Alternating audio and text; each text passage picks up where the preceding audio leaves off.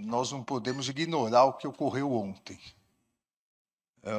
E o Ministério Público é uma instituição muito importante e vem fazendo esse trabalho importante na manutenção da democracia, no combate a esse extremismo que, lamentavelmente, nasceu e cresceu no Brasil em tempos atuais, e nós precisamos continuar combatendo isso.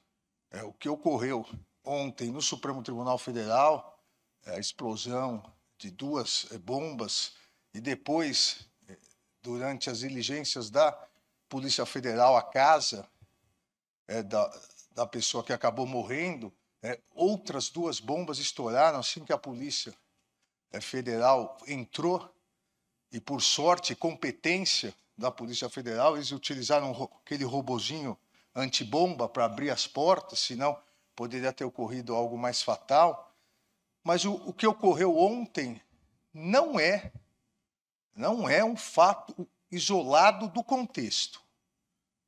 Queira Deus, e a Polícia Federal vai analisar, e os autos já estão com o presidente do Supremo Tribunal Federal, o ministro Barroso, para analisar, a presidência que analisa eventual prevenção em relação às demais investigações já em curso, mas, como eu disse, queira Deus que seja um ato isolado, esse ato, mas no contexto, é um contexto que se iniciou lá atrás, quando o gabinete do ódio, o famoso gabinete do ódio, começou a destilar discurso de ódio contra as instituições, contra o Supremo Tribunal Federal, principalmente, contra a autonomia do Judiciário, contra o Supremo Tribunal Federal, não só como instituição, mas contra as pessoas, os ministros do Supremo Tribunal Federal e as famílias, os familiares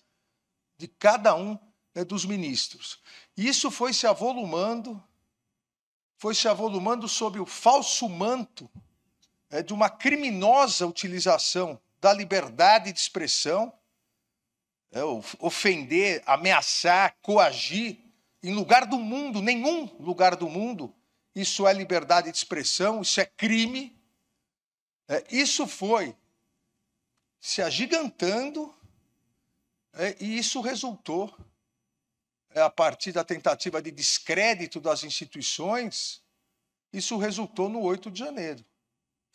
E o 8 de janeiro, o que ocorreu, o que vem sendo investigado, o que vem sendo denunciado, o Ministério Público já ofereceu mais de 1.600 denúncias. O Supremo Tribunal Federal já condenou mais de 250 pessoas pelos crimes mais graves, de tentativa de abolição do Estado Democrático de Direito, tentativa de golpe, depredação ao patrimônio público. Mais de 250 pessoas já foram condenadas. Outras, mais de 100, foram condenadas pelos crimes mais leves, de organização criminosa para atentar contra a democracia na frente dos quartéis, pedindo intervenção militar. Outras 100 pessoas, e mais de 500 fizeram um acordo de não persecução penal desses crimes mais leves. A Polícia Federal está já em vias de conclusão dos inquéritos das autoridades, dos autores intelectuais. Mas isso não terminou. E ontem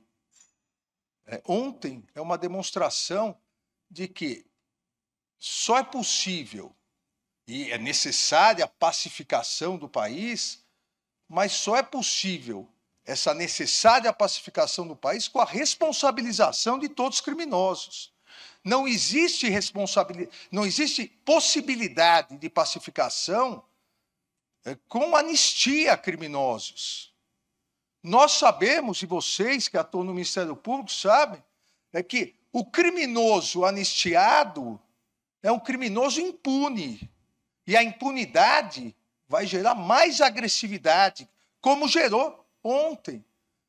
Que as pessoas acham que podem vir até Brasília, tentar entrar no Supremo Tribunal Federal para explodir o Supremo Tribunal Federal. Porque foram instigadas por muitas pessoas lamentavelmente, várias com altos cargos na República, foram instigadas a agredir, foram instigadas a atacar, foram instigadas a tal ponto que hoje se utilizam de bombas para isso.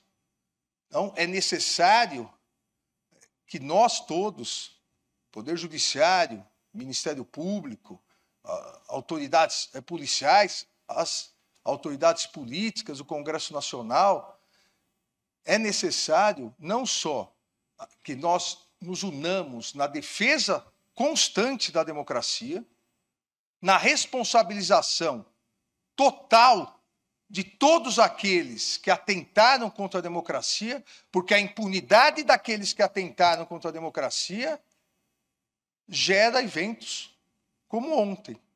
A impunidade vai gerar mais agressividade, vai gerar, como a pessoa que se suicidou ontem, a tentativa disse ele, escreveu, de uma revolução. Antes se chamava o pedido de intervenção militar, agora de uma revolução. Então, as autoridades públicas, aqueles que defendem a democracia, devem se unir exatamente para que haja responsabilização, para que haja uma regulamentação das redes sociais. Não é possível mais esse envenenamento constante pelas redes sociais.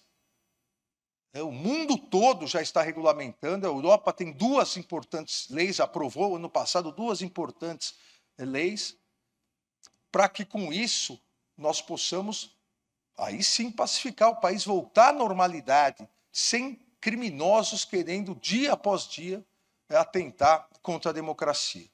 Então, eu desculpem até por essa introdução, mas seria impossível ignorar o que aconteceu ontem.